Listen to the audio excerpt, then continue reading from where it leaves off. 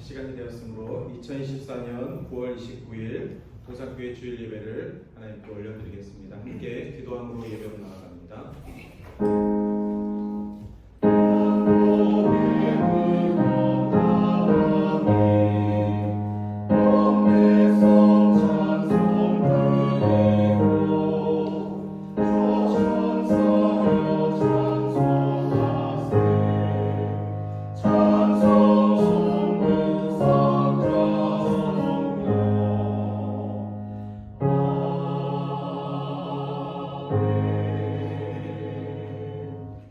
내가 주의 권능과 영광을 보기 위하여 이와 같이 성소에서 주를 바라보았나이다.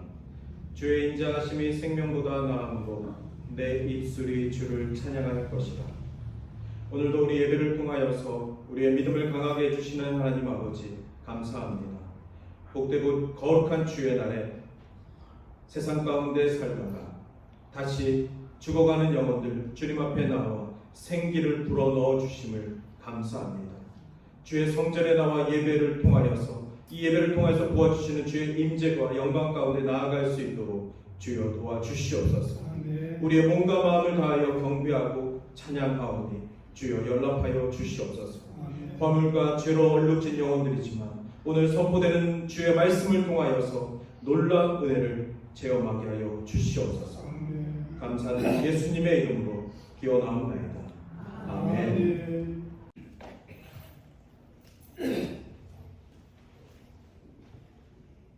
만복의 근원이 되시는 하나님 아버지의 사랑과 은혜를 감사드립니다. 한 주간도 우리와 함께 하시며 인도하시고 보호하여 주셨다가 이 시간 거룩한 주임전에 나오게 하시고 찬양과 경배를 드리게 하심을 감사드립니다. 지난 한 주간도 부족한 저희들은 세상 속에 살면서 여러 가지 문제들 앞에 방황하며 나만을 주장하고 살았음을 고백합니다. 온전히 말씀대로 따르지 못하고 아버지 앞에 부끄러운 모습으로 살아왔던 저희들의 약함을 용서하여 주시옵소서. 이 시간 예배를 통하여 우리의 가는 길이 진리의 길이 될 수 있는 지혜를 얻기를 원하오니 온전히 성령님께서 주장하시는 예배가 되게 하여 주시옵소서. 우리의 삶이 이웃에게 덕이 되는 삶이 되게 하옵시며 세상 것이 아니라 하늘로부터 내려오는 복된 삶을 살아갈 수 있도록 은총 베풀어 주시옵소서. 우리는 실패할 때도 있으며 죄중에 빠질 때도 있습니다. 그러나 그때마다 주님의 손길을 느끼는 맑은 영을 허락하여 주시옵소서. 고통에서 벗어나기를 위한 기도가 아니라 그 고통을 이겨낼 수 있는 힘을 달라고 강구하는 성숙한 주님의 자녀가 되기를 원하옵나이다. 우리의 구하는 모든 것이 아버지께 있사오니 우리의 기도를 들어주시옵소서. 어느덧 계절은 결실의 계절로 흘러가고 있습니다. 그냥 흘러가는 세월이 되지 않게 해주시어서 아버지의 선택받은 자녀로서 아버지께 영광을 돌리는 삶의 열매가 충실한 우리가 될 수 있도록 붙잡아 주시옵소서.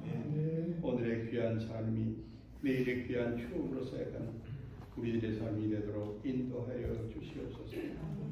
오늘도 주님 사랑하시는 귀한 목자를 통하여 선포되는 말씀들이 삶의 밑거름이 되게 하시며 생명의 양식이 되어서 풍성한 수확을 기다리는 농부와 같이 풍족한 은혜의 시간 되도록 인도하여 주시옵기를 기도드리옵나이다.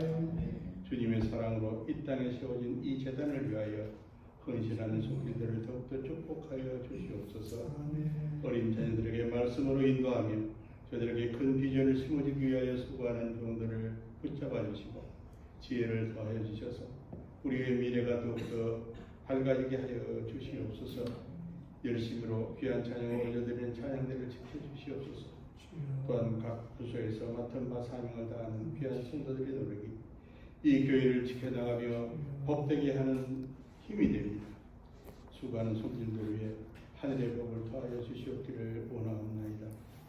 함께 참여하지 못한 가족들이 있습니다. 여러 모양으로 간절히 기도하는 내용들도 있습니다. 건강을 잃어 고통을 받고 있는 성도님도 계십니다. 나이가 들어갈수록 육신은 늙어가고 건강을 지켜나가기 힘들어집니다. 이럴 때일수록 맑은 영을 허락하시며 육신의 고통을 이겨나가는 힘이 되도록 은혜로 함께하여 주시옵기를 간절히 기도드리옵나이다.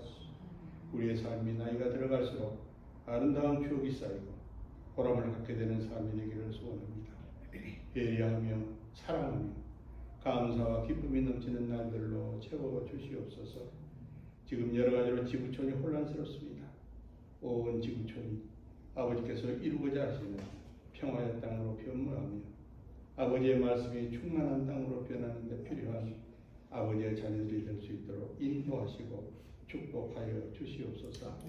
언제나 변함없으신 아버지께서는 너는 내 것이라고 말씀하여 주셨사오니 우리는 모두 주님의 것입니다. 이 귀한 은혜에 감사하며 기쁨으로 사는 동산의 가족들이 되기를 간절히 원하옵고 이 모든 말씀 귀하신 이름 우리 주 예수 그리스도의 이름으로 감사하며 기도드렸사옵나이다. 아멘.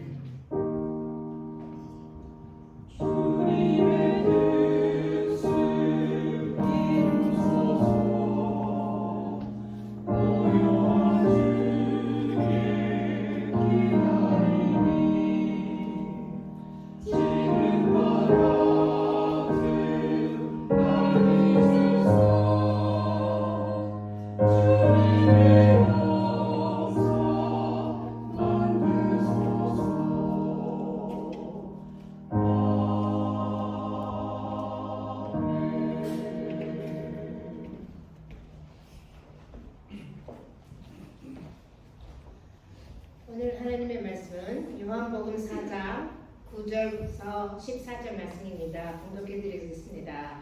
사마리아 여자가 이르되 당신은 유대인으로서 어찌하여 사마리아 여자인 나에게 물을 달라 하나이까 하니 이는 유대인이 사마리아인과 상종하지 아니함이로라. 예수께서 대답하여 이르시되 내가 만일 하나님의 선물과 또 내게 물 좀 달라 하는 이가 누구인지 알았더라면 내가 그에게 구하였을 것이요 그가 생수를 내게 주었으리라. 여자가 이르되 주여 물 기를 그릇도 없고 이 우물은 깊은데 어디서 당신이 그 생수를 얻겠사옵나이까. 우리 조상 야곱이 이 우물을 우리에게 주셨고 또 여기서 자기와 자기 아들들과 짐승이 다 마셨는데 당신이 야곱보다 더 크니까. 예수께서 대답하여 이르시되 이 물을 마시는 자마다 다시 목마르리니와 내가 주는 물을 마시는 자는 영원히 목마르지 아니하리니 내가 주는 물은 구 속에서 영생하도록 솟아나는 샘물이 되리라. 하나님의 말씀이었습니다. 아멘.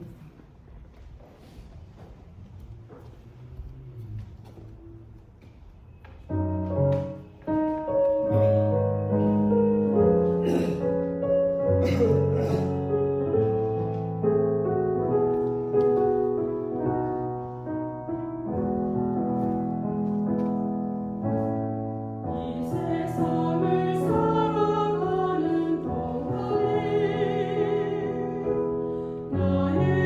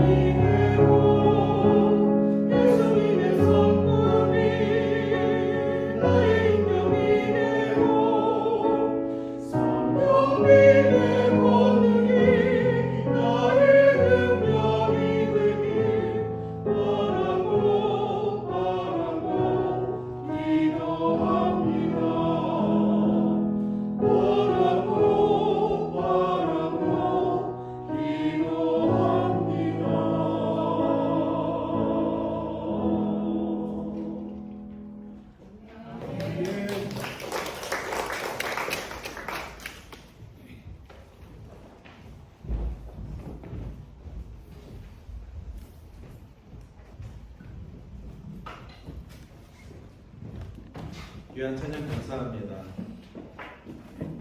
하나님께서 우리의 소망이 되시고 우리의 비전이 되시는 줄 믿습니다. 그것을 원하고 바라는 귀한 예배 되시기를 주님의 이름으로 축원합니다.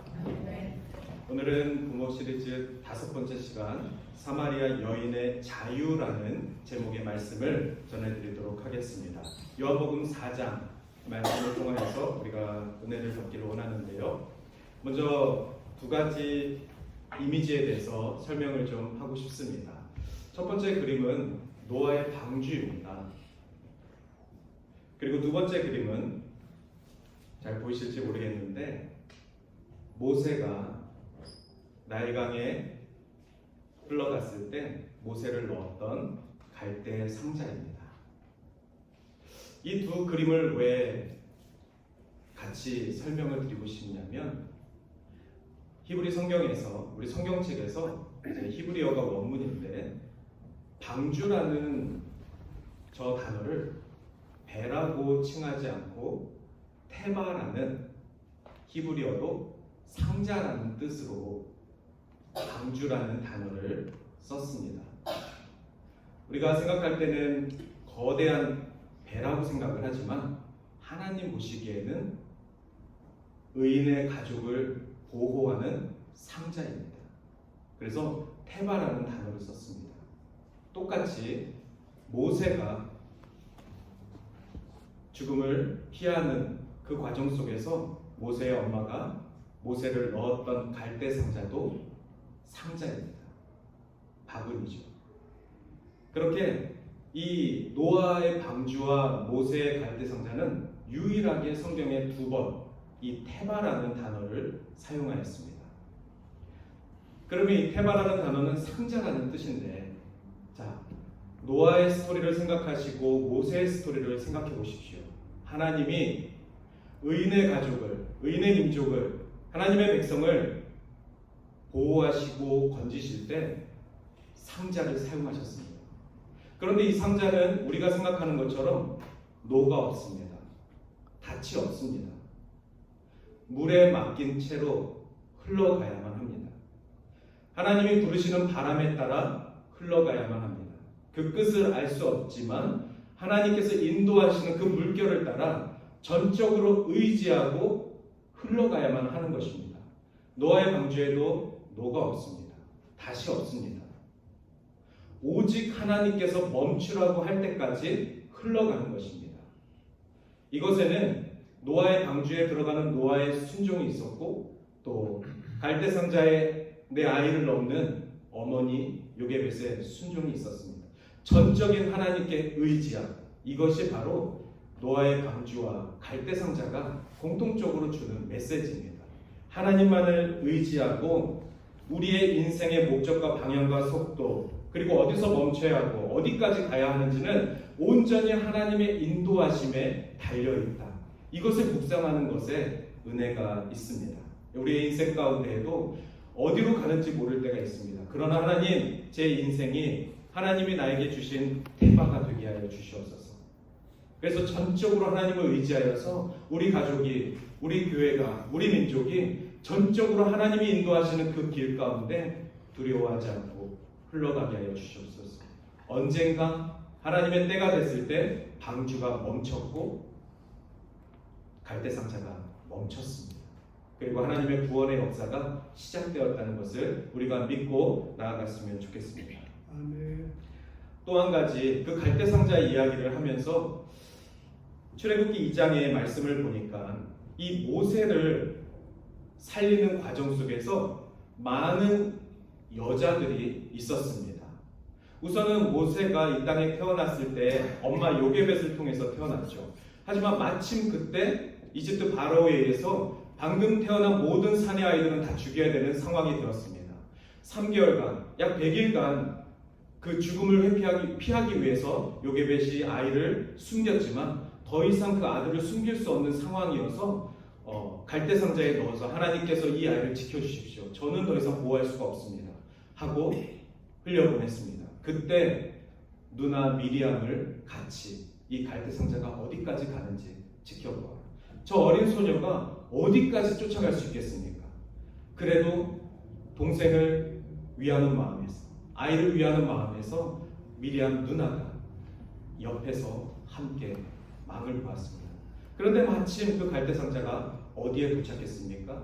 이집트 왕국의 공주에게 갈대상자가 도착했습니다. 이스라엘을 출애굽시키는 이 놀라운 구원 사역에 하나님께서는 여자들을 사용하셨습니다. 한 지도자가 이스라엘에서 세워지는 그 모든 과정 속에서 하나님은 여인의 사랑과 희생과 보호하심을 통해서 만들어지게 하셨습니다.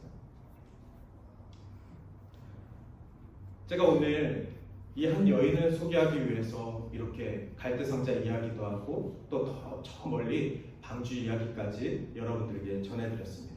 바로 사마리아 여인입니다.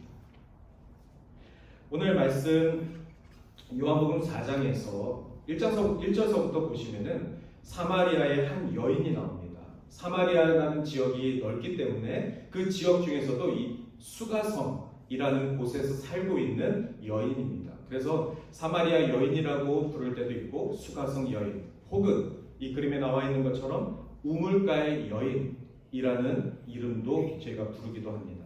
이 여인의 이름조차 우리는 기억하지 못하지만, 기록되어 있지 않지만 사마리아에 살고 있는 한 여인과 만난 예수님의 그 말씀을 통하여서 예수님은 어떤 은혜를, 어떤 깨달음을 여인에게, 또 여인을 통하여서 그 동네에, 오늘 우리 예배까지, 오늘 이 시대까지 나에게까지 주시기를 원하시는지 그 은혜를 좀 사모하기를 원합니다.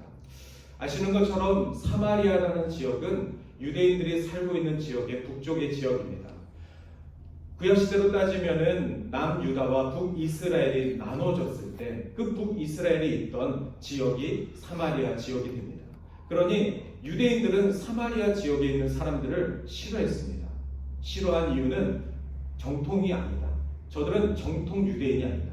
왜냐하면 북이스라엘 당시에 아시리아 그 민족들이 혼혈 정책을 폈습니다. 이스라엘 족속과 다른 민족들을 혼혈해서 그 땅 가운데 정통 이스라엘의 그 씨를 파괴했습니다. 또 하나는 바로 하나님을 예배하는 성전의 위치입니다. 남유다에게는 예루살렘이 있었고 우리가 정통이다. 우리가 하나님을 예배하는 하나님의 선택받은 백성이다. 그렇게 미움을 받던 사마리아 지역에도 그리심산이라는 곳에 우리도 하나님을 예배하는 민족이다. 그래서 그들만의 또한 하나님이 계셨습니다. 그렇게 각자의 산에서, 각자의 동네에서 하나님을 예배하는 그런 상황 속에 유대인들은 사마리아인들을 싫어했습니다. 심지어 개라는 이름까지 붙여가면서 모욕을 하였습니다.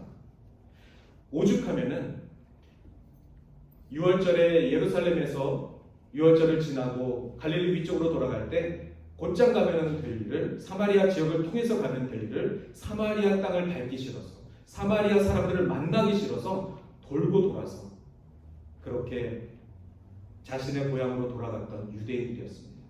이런 모든 상황을 안다면 왜 예수님이 제자들과 함께 사마리아 지역을 통과하려고 하셨을까?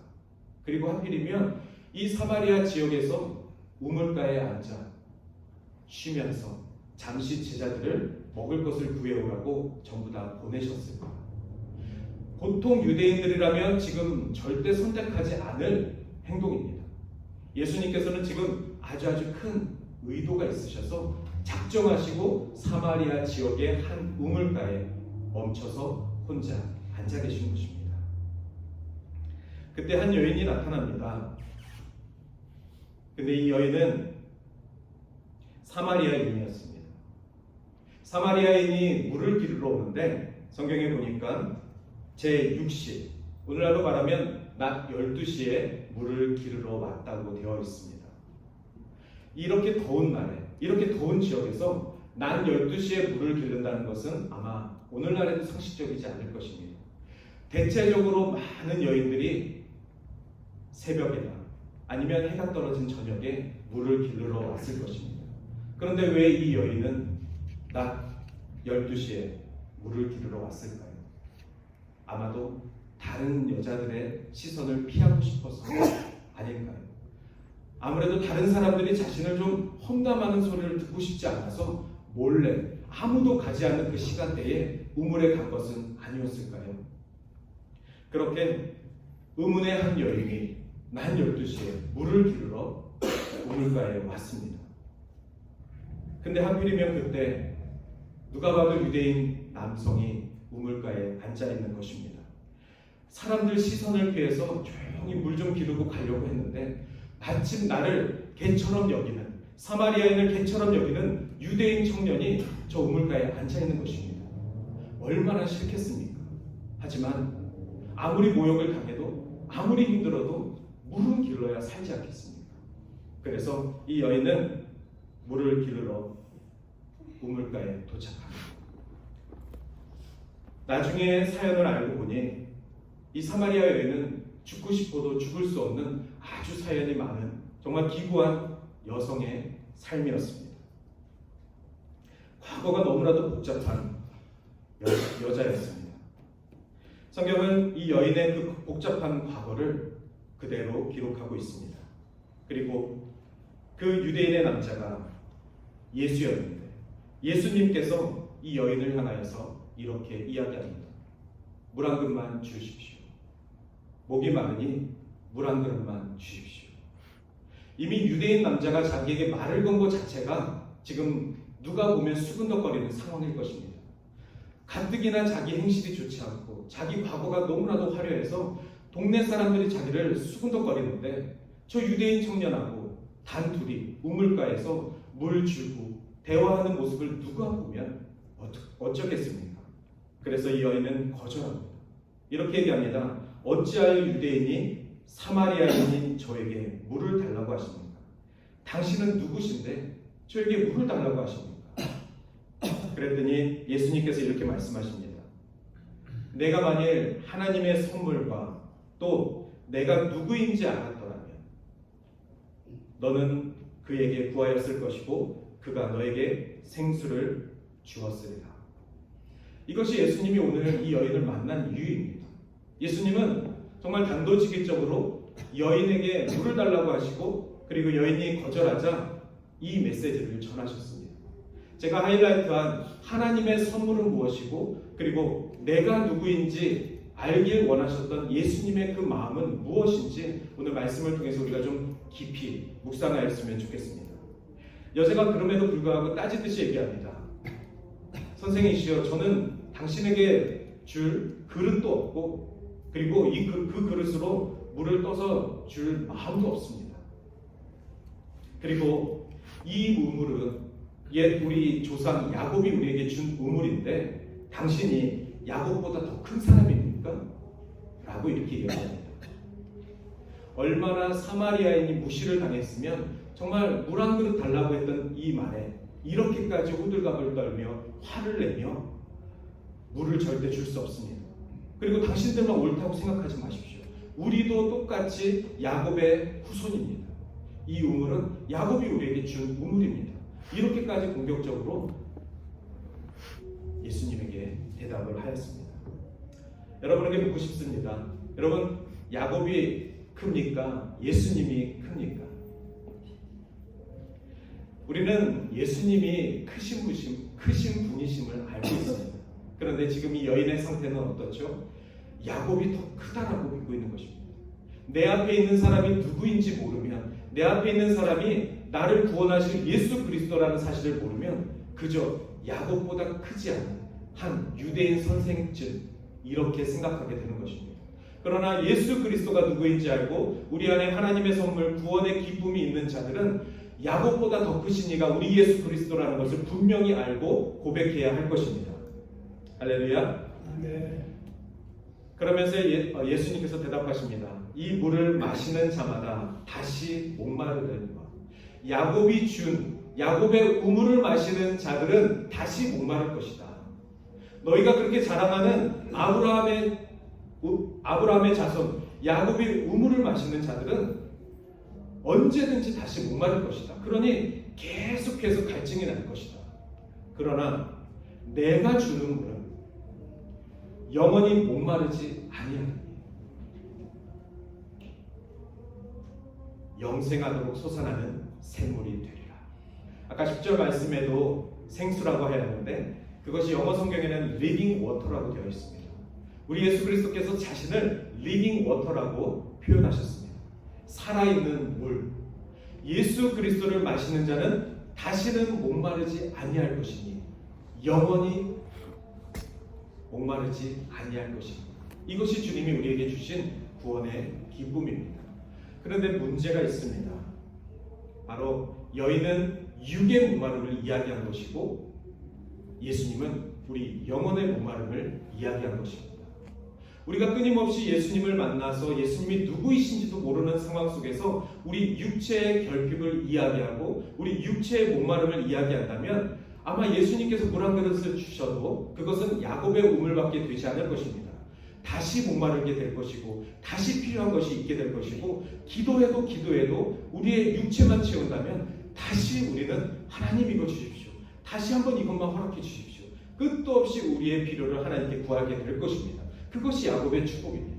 그러나 예수 그리스도, 살아계신 예수 그리스도를 경험한 자는 주님이 우리에게 주신 그 구원의 기쁨, 하나님의 선물을 갖고 있어서 영원히 목마르지 아니하는 그 축복을 얻게 되는 것입니다. 예수님을 만나는 사람들의 공통점이 바로 그것입니다.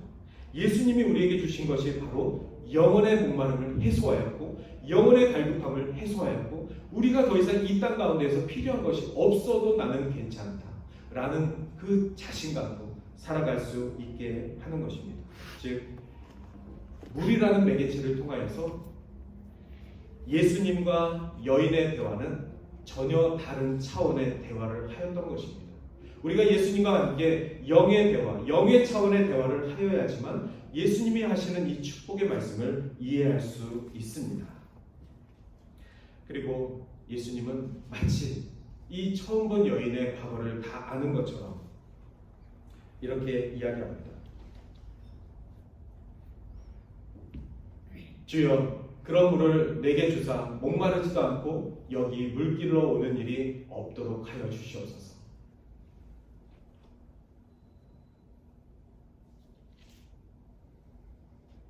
그러면서 예수님은 가서 내 남편을 불러오라. 예수님은 다시 한번 단도직입적으로 이렇게 얘기하십니다. 처음에 여인을 만났을 때 뭐라고 하셨습니까? 물 한 그릇만 줘라. 처음 본 여인에게 물 한 그릇만 줘라. 거절을 당할 걸 알면서도 예수님은 물 한 그릇만 줘라. 이렇게 얘기하셨습니다. 그런데 이번에는 다시 한번 내 남편을 불러오라. 이렇게 말씀하셨습니다.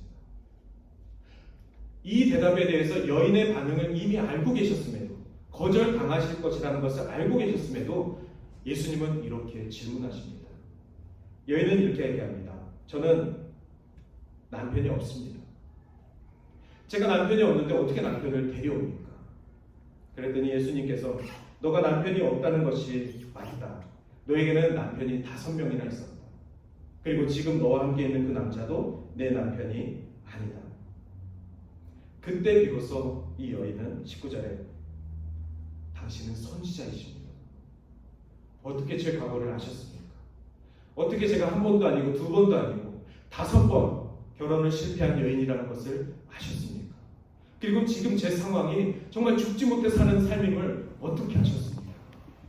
이때 비로소 이 여인의 마음이 열리기 시작한 것입니다. 처음 물을 달라고 했을 때도 여인은 마음을 닫았고 내 남편을 데려오라고 할 때에도 여인은 문을 닫았습니다. 그러나 예수님께서 그 마음의 아픔을 건디셨을 때 이 여인은 깜짝 놀라며 자신의 마음을 열어 정말 철벽 같은 마음을 열어 주님이 누구이신지 본 것입니다. 아직까지 우리가 알고 있는 그 메시아 하나님, 우리의 구원자 하나님을 알지 못하지만 당신은 보통 유대인 청년이 아니라 선지자이시군요. 선지자란 누구이십니까? 하나님께서 보내신 말씀의 메신저입니다. 오늘 당신께 하나님의 말씀을 저에게 전해주시러 오신 것이군요. 하나님의 위로를 저에게 전해주시러 오신 것이군요. 저는 정말 죽고 싶은 여인의 삶입니다. 주님, 저를 도와주십시오. 이런 마음으로 태도가 바뀐 것입니다. 오늘 이 사마리아 여인의 대화를 통하여서 우리는 알아야 될 것이 바로 내 앞에 있는 주인이 누구이신지입니다. 내 앞에 있는 주인이 누구이시고 그리고 우리가 어떻게 하나님을 예배해야 되는지에 대한 생각입니다. 그 가르침은 이제 그 다음 이야기로 나오게 됩니다. 23절에 아버지께 참되게 예배하는 자들이 오나니 영과 진리로 예배할 때가 오나니 곧 이때라. 아버지께서는 자기에게 이렇게 예배하는 자들을 찾으시느니라. 자, 우리 24절 말씀 함께 읽겠습니다. 시작. 하나님은 영이시니 예배하는 자가 영과 진리로 예배할지니라. 예수님께서는 지금 이 말씀을 통하여서 이 여인이 누구를 예배해야 하고 네 앞에 있는 자가 누구인지를 정확하게 알기를 원하셨습니다. 선지자로 만족하지 않으셨습니다. 너 앞에 있는 자가 영과 진리로 예배해야 할 우리의 예배를 받으실 하나님이심을 말씀하고 계십니다. 우리가 영으로 하나님을 바라보며 영으로 하나님을 예배해야 할 텐데 우리가 영으로 예배하는 것은 사마리아 산도 아니고 또 예루살렘도 아니고 이 산도 아니고 저 산도 아니다. 바로 누구를 예배하는지를 아는 것이다. 우리가 이렇게 해서야 하나님께 예배를 드리는 것에 있어서 하나님 이러한 것들이 갖추어지면 더 좋은 예배를 드리고 싶습니다. 하나님 제 상황에 이러한 것들이 좀 바뀌면은 하나님을 더 적극적으로 예배하고 싶습니다. 이러한 상황에 대한 조건이 아니라 내가 지금 누구를 예배할 것인가? 이러한 상황 속에서도 내가 지금 바라보는 이는 누구인지를 아는 것입니다. 영과 진리로 예배한다고 우리는 선포하고 우리는 고백합니다. 그러나 영과 진리로 예배한다는 것은 우리의 삶 가운데 어떤 상황 속에서도 하나님이 하나님 되심을 선포하는 것입니다. 아무리 힘들어도 아무리 조건이 없고 아무리 자격이 부족해도 하나님은 하나님이신 것입니다.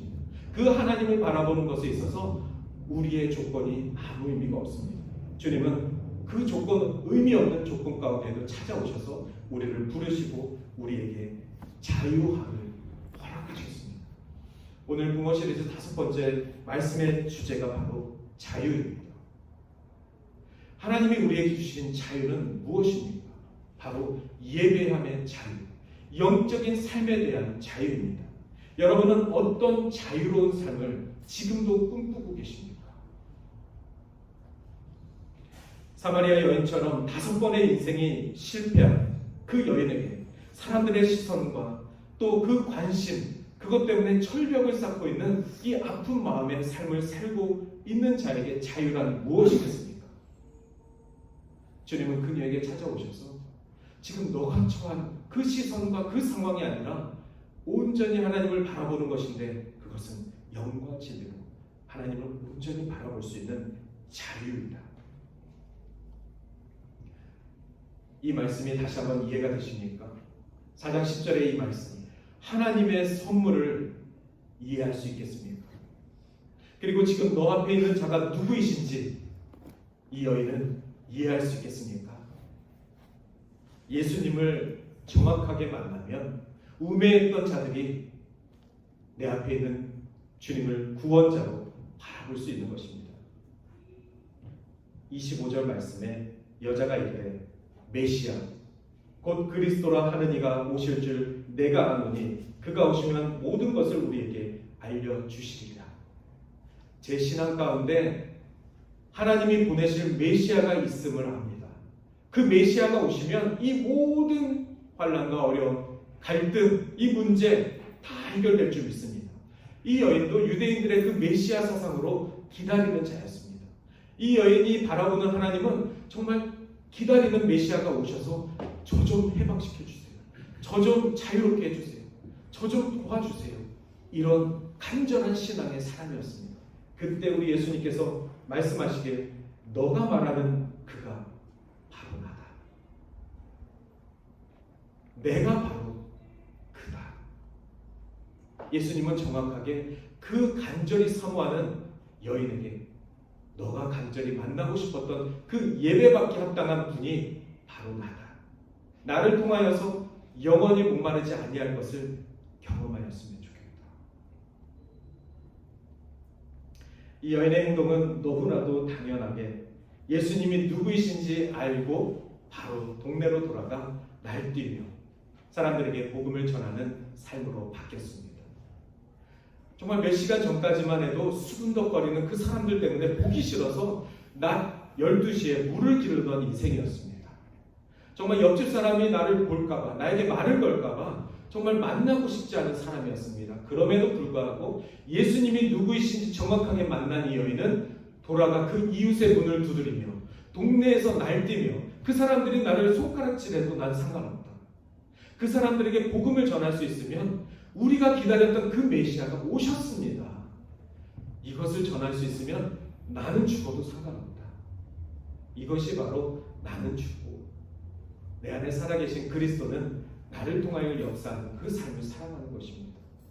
이것이 이렇게 짧은 순간에도 이루어지는데 오늘날 예수 그리스도의 제자들, 예수 그리스도를 우리 마음의 중심에, 우리 믿음의 중심에 모시고 사는 우리 모든 기독교인들, 우리가 자랑하는 이는 바로 이런 1분 만의 대화 속에서도 인생이 변하는 예수 그리스도이십니다. 우리의 모든 갈급함의 해결이 되시며 우리의 모든 문제 가운데 갈등의 문제들을 해결해 주시는 그 방법이십니다. 오직 성령이 너희에게 임하시면 너희가 권능을 받고 예루살렘과 온 유대와 사마리아와 땅끝까지 이르러 내 증인이 되리라 하십니다. 이 말씀을 지금 사마리아 여인이 실현한 것입니다. 예루살렘과 온 유대에게 손가락질을 받던 개 같은 민족이었던 사마리아. 하지만 복음을 들은 자들이 그 사마리아에도 복음이 들어가야 된다라고 바울은 가르치고 있습니다.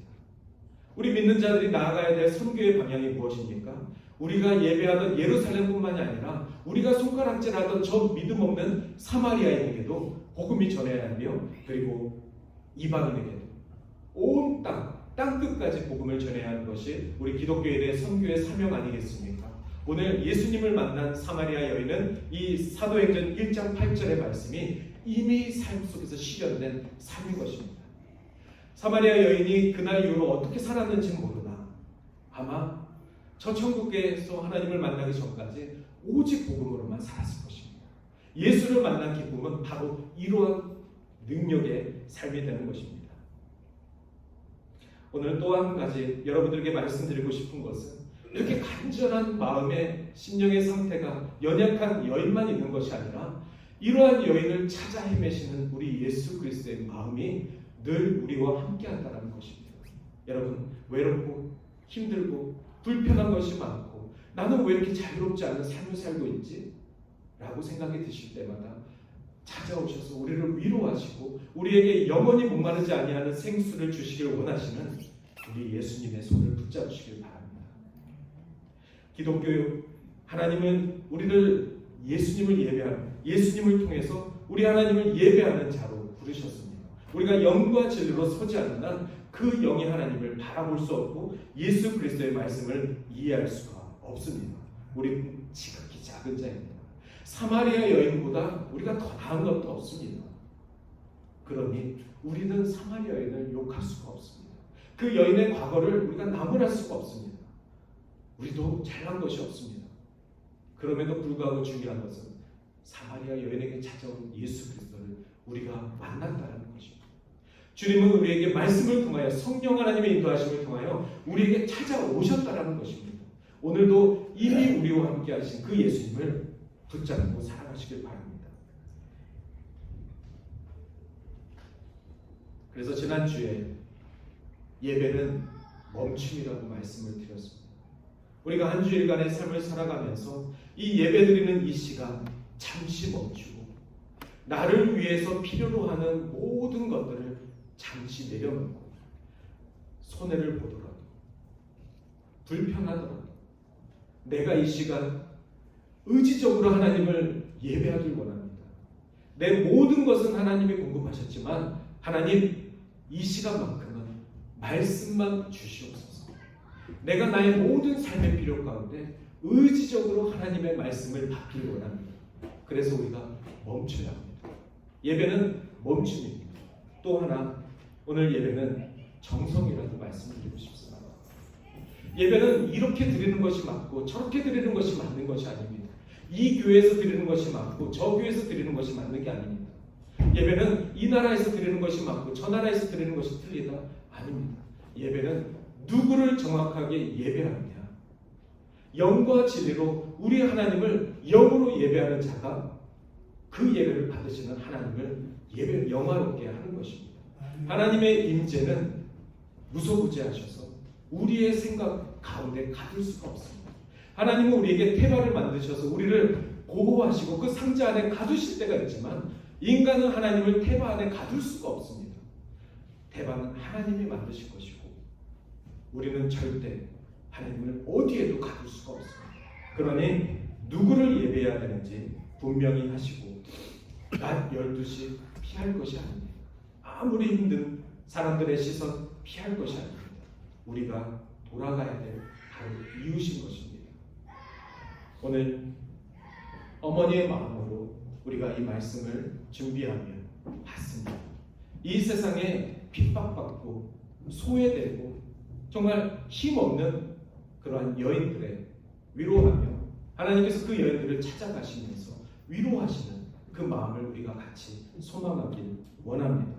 그래서 그 어머니를 통하여서 자녀들이 하나님의 백성으로 온전히 양육되어지는 그 기도가 우리 교회 가운데 또 우리 각 가정 가운데 끊이지 않기를 바랍니다. 아무리 힘들어도 아무리 포기하고 싶어도 하나님이 그 어머니에게 찾아오실 줄 믿습니다.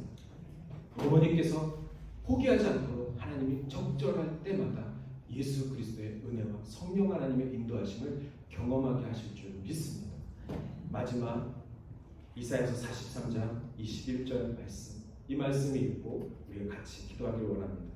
이 백성은 내가 나를 위하여 지어나니 나를 찬송하게 하려 함이니라. 여러분이 삶 가운데 오직 하나님을 찬송하여서 내가 왜 지음받았는지, 여인이건 남인이건 부유하건 가난하건 하나님이 우리를 지으신 이유는 오직 하나님을 예배하는 것임을 함께 기억하였으면 좋겠습니다. 이 시간 우리 같이 찬양하겠습니다. 찬양의 가사를 묵상하며 함께 기도하겠습니다. 이 험한 세상 나 사랑하는 동안 내 주님 가신 길 걸으며 주님을 찬양해.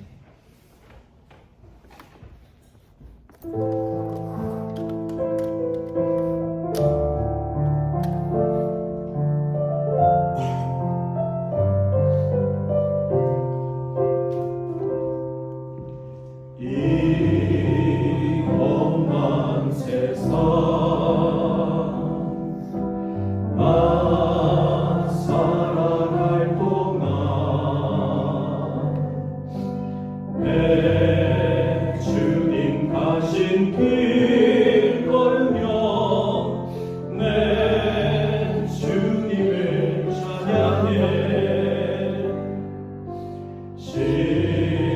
십자가 보여 날 구한 그 사랑 나 매일 찬양을 드려도 늘 부족한 것뿐이니 나 호흡 있는 동안에 나 생명 있는 동안에 나 주를 찬양하리라. 내게 생명 주신 주님을 안고 있는 동안에 나 호흡 있는 동안에 나 생명 있는 동안에 나 주를 찬양하리라. 내게 생명 주신 주님을.